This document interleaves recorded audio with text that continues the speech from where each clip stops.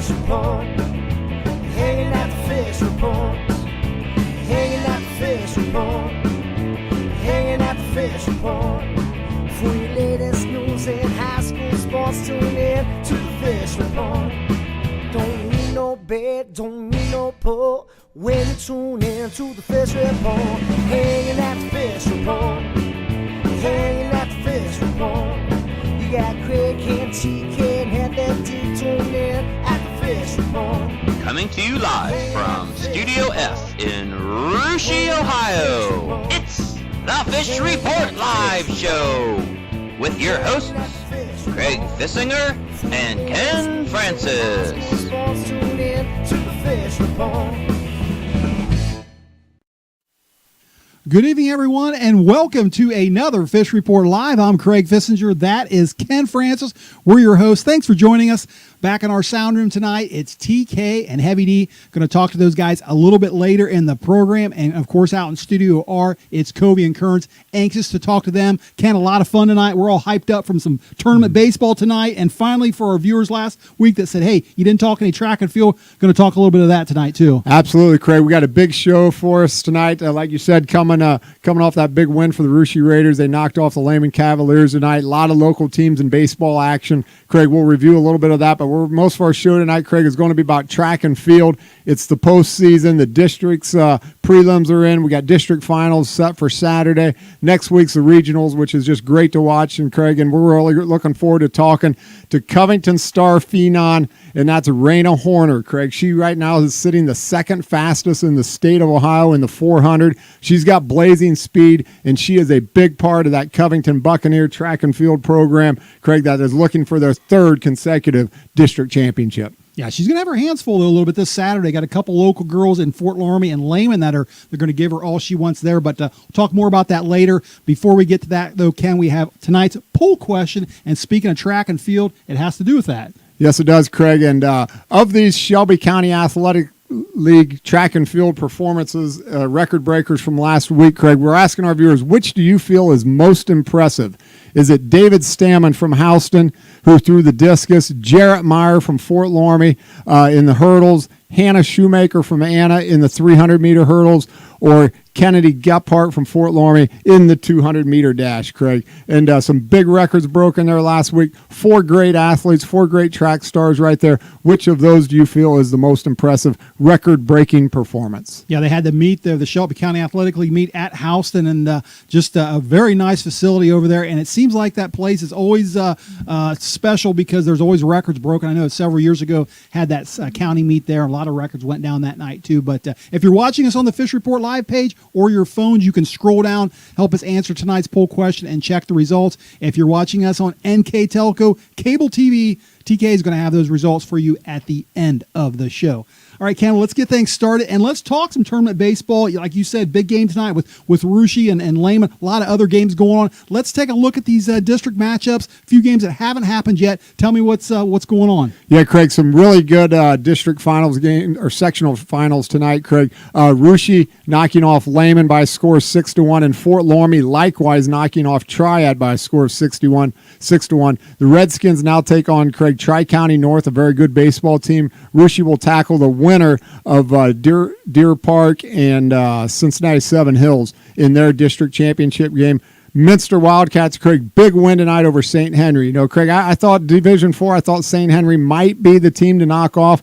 Very good baseball team for Coach Horner this year. Minster with a big win over there, Craig, showing that the defending state champions, Craig, they're not going to go down lightly. They're going to take on the winner of a game currently being played right now between Lincoln View and Crestview. And then the Franklin Monroe Jets, Craig, big win tonight over Southeastern. They're going to take on the winner of a Cincinnati game that was rained out tonight. And all those games, Craig, will be taking place on Friday at 5 o'clock. Yeah, so tell me, what's the difference? I watched this Minster squad all year, and you know, they're playing okay, not playing outstanding. You got Russia that's playing very well right now. You know, had some regular season games where maybe they weren't playing so hot, but in tournament, it's just it's a different animal, isn't it? It is, Craig, and it's all about catching the breaks. It's all about pitching. Teams running their best pitchers out there to the mound, and teams being rested. I think during the season when you play 5 games in 6 days, Russia did that a couple different times this year. And these teams, these boys, they start to run out of gas. And when you play that many games,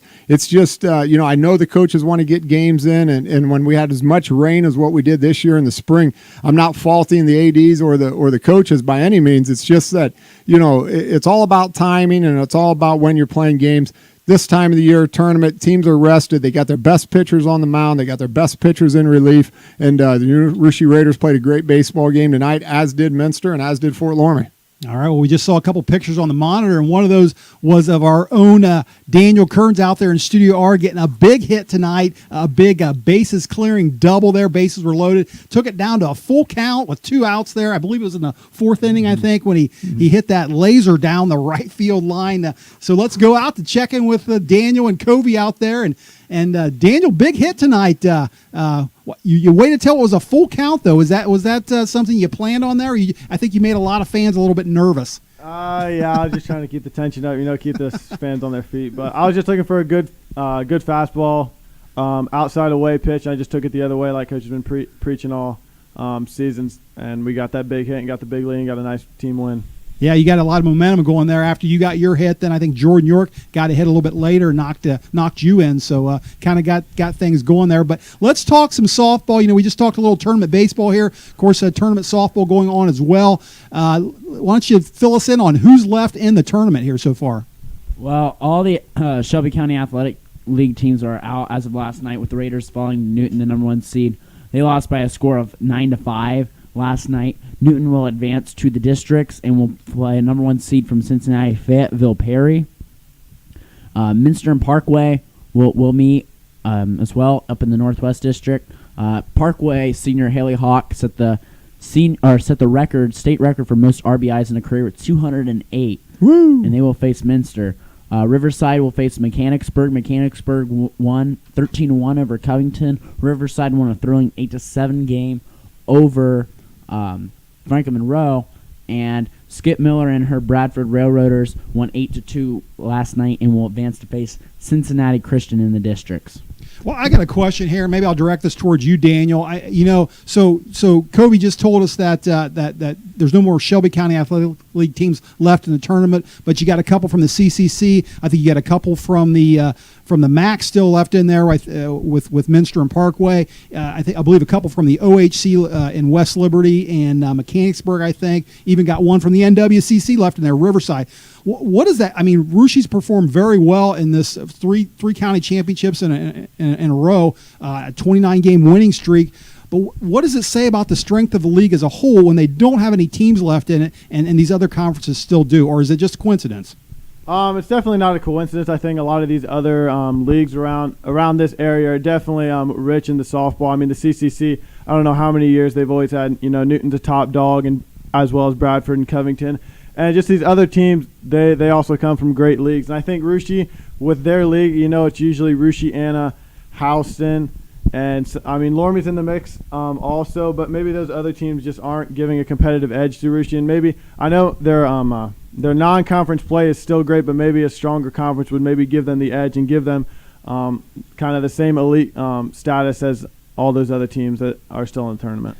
Well, I got to agree with you there, Daniel, and I think a lot of that has to do with the success of the CCC. It's the same way with Shelby County League, if you look at boys basketball or the MAC and just about all sports. But success breeds success, and you just want you feel it. You want to get better, and you want to be competitive, and it just makes the kids appreciate the sport at a much younger age. And the CCC is just hands down a great softball conference. Yeah, if you remember our first interview this season, guys, we actually talked to Grace Saunders, the Shelby County Athletic League Player of the Year. She got named here earlier this week, and she talked about postseason, and they needed to get better in the postseason, needed to get ready for some of that pitching that they were going to see that maybe they wouldn't see in the league so much, but some of that CCC pitching or that they were going to have to get used to in order to win. They knew what they had to do, didn't they? Yeah, certainly. It was a tough break for the Raiders last night. Faced Newton earlier in the year, lost 2-1. Last night lost 9-5. Had a late rally, but the Newton Indians hit the heck out of the ball. There wasn't a time where they didn't find the gap. Combined with some Raiders miscues, they had 4 errors on the night. You know, like I'm always told in baseball, is you can't let one error snowball into another. And it happened a little bit last night, and the Raiders were made to pay for it. And especially in the softball field, with it being 60 feet bases instead of 90 in terms of baseball, one little fumble in the outfield can cause another person to take an extra base instead of baseball where you may hold them. So you have to be on your toes on defense at all times. And the Raiders just fell into that little trap, and they let it snowball a little bit. But you can't take away from the great season they had. 17 wins, 3rd straight SCAL title, and you have Grace Saunders as Player of the Year, and they have numerous other people on first and second team. Great season for Coach Mullenkamp and her crew. Yeah, I agree. I think she's got a great she's really building this tradition of Russia girls fast pitch softball, and Coach Mullenkamp is, she's done a phenomenal job, and I know she's having fun, and more importantly, the kids are having fun at it. Yeah, and there are a number of good coaches in the SCAL, that's for sure. Guys, let's take a quick look at those final standings since we all are done with Shelby County Athletic League play and softball. And I'd like to get maybe your way too early predictions for maybe what you see next year. Well, I think a big thing is Rushi loses a plethora of seniors this year, which will hurt them. They got to find a new pitcher. You know, Grace Saunders has been on the hill for a majority of the past 4 years, split dues with Maddie Borchers in the past. But they'll have to replace her, which will be a big key. They have to replace holes at third base. They have to replace holes at first base and catcher. You'll see freshmen Riley Hammonds, I think, as a freshman next year come up, and you'll see Jenna Cardiner probably move to shortstop, and you'll see Caitlin Monin come in and play more of a role in that, as well as Kendall Monin. But my league favorite next year will be Anna. They bring back Alana Croissant back in the circle, and they also bring back second most vote getter Olivia Place, who's only a junior this year. So that's why I'm going to take Anna as my favorite. I think you'll see Larmy coming right behind him and Rushine Houston right in the mix. So I don't think that top 4 will change. Yeah, definitely the same top 4. Rushi, as you said, losing a lot of seniors, losing a lot of talent, a lot of young talent coming up. But I just don't think they'll be able to fill in the holes that these seniors have made. I mean, these seniors they've been playing all 4 years, I think, and they've just been such great athletes. It's going to be a tough loss for the Raiders, and they're definitely probably going to fall to maybe the 3 or 4 spot next year in the league. But definitely see Anna and Houston, I'd say, battling it out for first place next year. All right, guys, great stuff, and thanks for that report. And again, congratulations on a sectional championship tonight. Look forward to seeing you on Friday down at Tippecanoe High School fighting for that district title. Thank you. All right, then with that, we're going to take a short break, but stay right there because when we come back, we're going to talk some track and field finally, including that big interview with Covington senior star Rayna Horner.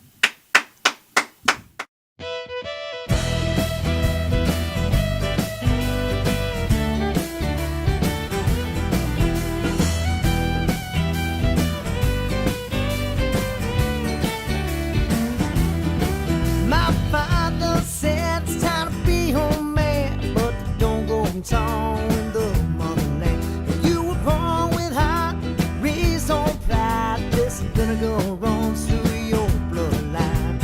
Oh, oh, oh, loaded, bruised, and slain.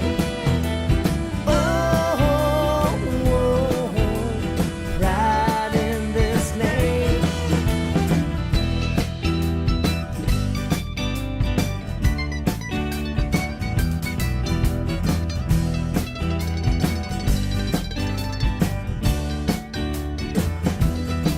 Well, the skies run deep within this blue, false used devised by foolish views.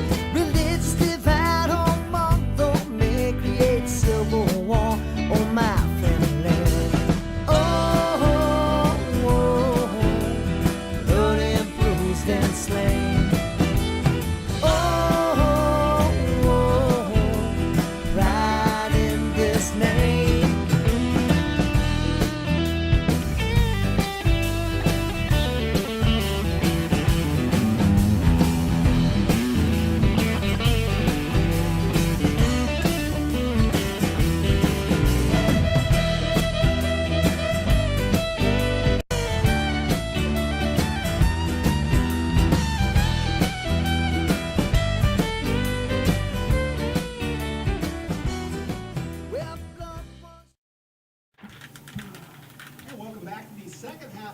We're live. Before the break, we were talking some tournament baseball and tournament softball. Now we're going to finally talk a little track and field after skipping that topic last week. Of course, we're in the middle of the district championships right now. Day one was on Tuesday night, getting ready for the finals on Saturday, and the Covington Lady Buccaneers are going to attempt to win their third consecutive district championship. It's going to be a tough task, though, because a lot of good teams there. And one big reason for Covington's success these last several years, of course, is their senior star over there, Rayna Horner. She is the number 2 ranked 400 runner right now in the state of Ohio, and we're happy to have her live on the phone. Rayna, welcome to Fish Report Live, and thanks for joining us. Hi, guys. Thanks so much for having me. All right, well, listen, got a chance to watch you last night qualify after we finally got started. Had a little bit of a weather delay there, but got things going about 6:30 and actually had to shuffle some events around. I know we're doing a few events on Saturday that we planned on doing on Tuesday, but just talked about you guys winning back-to-back titles these last couple years, going for your third in a row this Saturday. Has that been the talk around the Lady Bucks camp at all, winning 3 in a row? Any mention of a three-peat? Honestly, there hasn't been a whole lot of talk for going through for a three-peat. I mean, it's definitely been one of our goals this season. But overall, I mean, we stay pretty humble and reserved. And after coming off a conference win for a three-peat again, that gives us a lot of confidence going into the district. And we know we can do it, and we're definitely experienced. So, yeah, we're definitely looking forward to doing that. But it's definitely going to be tough. Well, one thing that's different, Rayna, for sure this year is, of course, is the venue. The last couple of years, it's been over there at Milton Union High School. Of course, this year it's at Pickwas Alexander Stadium. And I got to say, from a personal standpoint, I got there last night, and it's just a beautiful facility. I was there several years ago for a regional meet, but kind of forgot what it was all about there. And I thought it was very nice. I wanted to ask you, what was it like for you last night being there? I don't know, is this your first time there? And what were your thoughts of the track? The first time I ever ran there was actually last year at our county meet, and then obviously I ran there yesterday. But yeah, it's definitely one of the nicest, if not the nicest track I've ever ran on. Actually, our 4x4 team broke the school record there last year, so that was really special for us. Yeah, it's really a fast track, and I really enjoy running on it, and I always have. Rayna, hi, this is Ken. We've talked a lot about your 400, the specialty that you have in that particular event. Tell our listeners out there, what other events will you be competing in on Saturday? I plan on running the 400, the 200, and the 4x4. There's still talk on if I'm running the 4x2 or not, but I'll know that tomorrow if I'm running on that relay team or not. So, Rayna, let's talk a little bit about that 400 race individually. Like we said, you got the second fastest time in the state of Ohio, but there's a local girl right on your heels there, and that's Kennedy Gephardt of Fort Loramie. I'm sure you've heard of her. Have you had a chance to run against Kennedy yet this year? What do you expect to see from her during that particular race on Saturday? Yeah, I usually don't see Kennedy until the postseason, which is right now, districts and regionals and state. The first time I ever ran against her was last year. She's definitely a competitor. She's one that, you need to look out for. Her and Alana O'Leary are two of my biggest competitors right now. She's definitely just really good, and she's going to be one that I'm worried about the most right now. With the 400, she's the sprint as far as the 400. Yeah, it's definitely just a bunch of strategy as far as that goes with it. It's one of the gutsiest races. So, yeah, it's going to be really tough in the end. Rayna, I want to talk to you a little bit about strategy. I watched you run the 400 last night, and you ran, I believe, your best time of the season. I don't know if it was the best time of your career or not, but a 58:45, I think, was what it was. What's your strategy for prelims like that? Were you going for a record, or are you trying to make sure that you qualify? I noticed when you mentioned Alana O'Leary from Lehman, she seemed to sort of let up maybe towards the end of her race. Now I don't know if that's what she did or not, but I maybe got the impression that she knew she was going to qualify. What's your strategy when you do a qualifying race like that? So, before the race, I was in Heat 4, which is the last heat. I was looking for the times right there. I definitely wanted a good lane. So, I was definitely watching the previous heats of mine to see what their times was, and I was going to go from there on mine. So I saw Kennedy. She got I think it was a high 58. I think she got a 58.94. So I wanted to get that. I mean, I knew I could do it, so I wanted to get a good lane. So yeah, I ended up getting a 58, I think 3.4.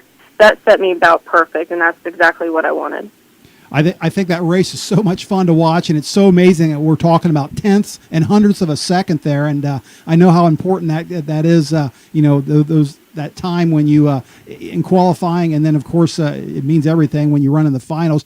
But we've been mentioning some pretty big names here. We're talking about Gephardt from Laramie and O'Leary from Lehman. Those girls also run the 200 with you, as well as a teammate of yours, Brianna Kimmel. And I wanted to know what your relationship's like with Brianna. Do you train together on some of these races? Do you push each other? And what's your mentality, I guess, yours and hers perhaps, when you get to this district meet? Is it important for you to win, or are you just looking for top 4? Is that good enough just to qualify for the next meet? Yeah, there is like a ton of talent this year in our district. Brianna and I are very close to each other. We're so competitive with each other, especially in the 200. Of course, she does the 100, and she is very successful in that. We don't do the same training. She does more sprinter training. I do more mid-distance. But we're definitely looking to go 1 and 2 again. We did that yesterday, and then we're definitely looking to do that on Saturday again. At districts, we're really worried about more so the team points. So, and then when it gets to regionals, it's definitely more crucial to do more individual placing, because we usually don't take as many girls to regionals. So we're more so looking forward to the team points in districts. So. I also want to ask you about the your impressions of your teammate last night, Lauren Christian over there in the shot put. Got a chance to watch her a little bit as she won that. I was actually paying close attention to that because I thought she might actually break a district record. I think she just missed it, maybe by less than an inch. But she's very impressive, and she's been impressive all season, hasn't she? Yeah, she has. She really does not get the recognition that she deserves. She trains more so than she just does outside of track practice. I mean, people don't really notice that, or like I said, give her the recognition she deserves. She's been doing very well, and I know she has some back issues right now, but she's so young and she's doing so well, and she does indoor stuff like me too, so that definitely helps her. She's definitely one that people need to watch out for. Well, you talk about indoor stuff, and I know this off-season training is so important to high school athletes these days. You see volleyball players playing JO. You see basketball players playing AAU. What does, high school track, what do you do for off-season training there? Is it something you participate in? Yeah, I actually do quite a bit of stuff in my off-season. Shortly after outdoor track is finished, I go with my summer team in Trotwood. It's called Northwest. We compete a lot of different places. We run for USATF. And then towards the fall, I train with my trainer at Stat Fitness. He gets me ready for both indoor and outdoor track. Indoor track is super fun and summer track, because you don't usually see the competition that you do around here. It's definitely a lot more high intensity, and the tempo is a lot higher. Everything is very crucial as far as on the off season. I don't think people would notice that or realize that. Rayna, we got one more question for you before we let you go. And congratulations on your commitment to the University of Toledo. I understand you're going to be running track over there.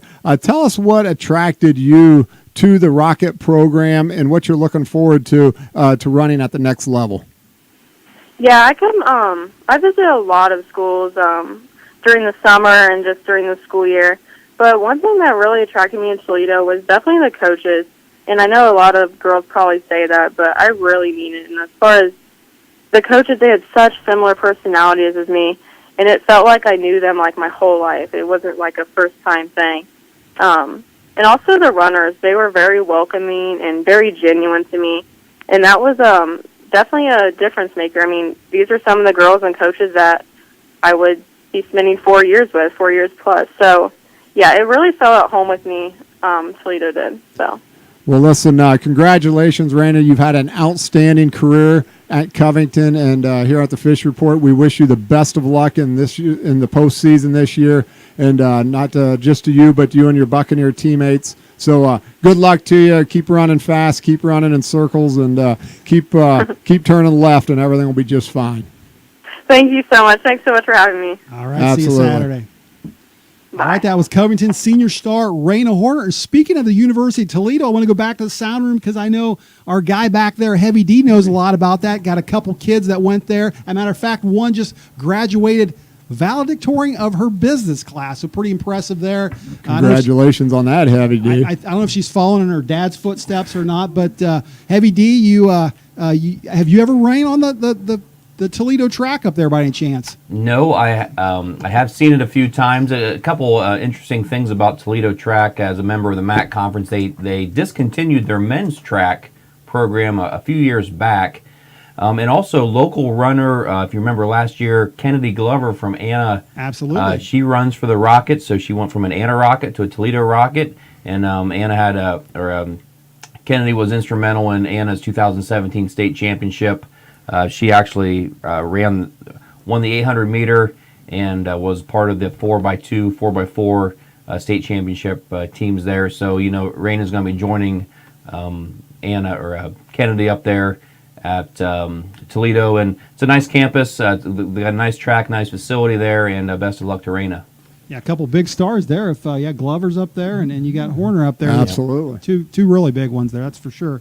All right, we're going to get to TK here in a second. I want to go over tonight's poll question, Ken. Speaking of track and field, which Shelby County Athletic League record that was broke last week do you feel is the most impressive? Is it David Stammen from Houston in the discus, Jarrett Meyer from Fort Loramie in the 110 hurdles, Hannah Shoemaker from Anna in the 300-meter hurdles, or Kennedy Gephardt in the 200-meter dash? So, TK, what do the telemetrics have to say back here? The telemetrics have a very, very close race between Garrett and David, but Garrett pulls out the win with 47% of the vote over David Stallman, and then just some also-rans there on the bottom. But a lot of votes and a lot of viewers out there tonight for this one.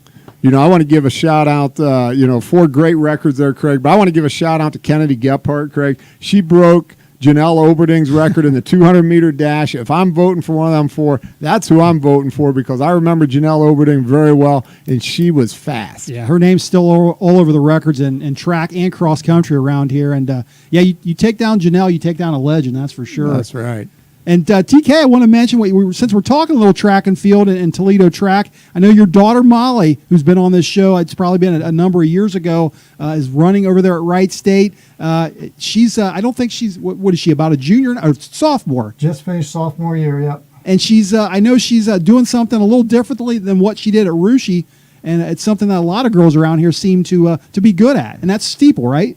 Yeah, steeplechase. For some reason, all the girls around here seem to like it. Emily Borcher's former teammate likes it and runs it for the University of Dayton, Molly at Wright State, Caney at Ohio State, who ran in this area, and I think there might be another one out there. I'm losing the name, but for some reason, those cross-country girls love to run steeplechase. Molly took right to it, and fortunately been very successful down there at Wright State. That's great. Congratulations on that. I think, it shows the grit and determination and the hard work ethic of these kids from the Shelby County League, from the MAC, from this particular area, because it's obviously not an easy race. And you got to be tough to run it. I mean, you're jumping over walls and you're running through puddles of water and all kinds of fun stuff. So. Can you go around that water? Do you have to jump over it? I think I would take a detour around it. You have to attempt to jump over it, and most attempts fail, so everybody gets a little wet. Yeah, it's a lot. I'm sure it's a lot of fun to watch. I've seen it on video before. I've never seen one live, but congratulations to all those local runners that are doing something that is very different. And actually, I've seen Fort Loramie High School boys ran that last week, maybe on a high school meet, which was very unusual. Yeah, it was. It's something that's a lot of fun, I'm sure, but something I'm not going to try. That's right. All right, guys, thanks for that. And with that wraps up our show. Do want to say special thanks to Covington senior Rayna Horner for joining us on the show tonight. Thanks to the viewers out there for tuning in. Ken and I and the crew will all be back again. Got 2 more weeks to go before Season 7 is over. Until then, though, have a great rest of the week, and good night, everyone. Hanging at the fish report. Hanging at the fish report. Hanging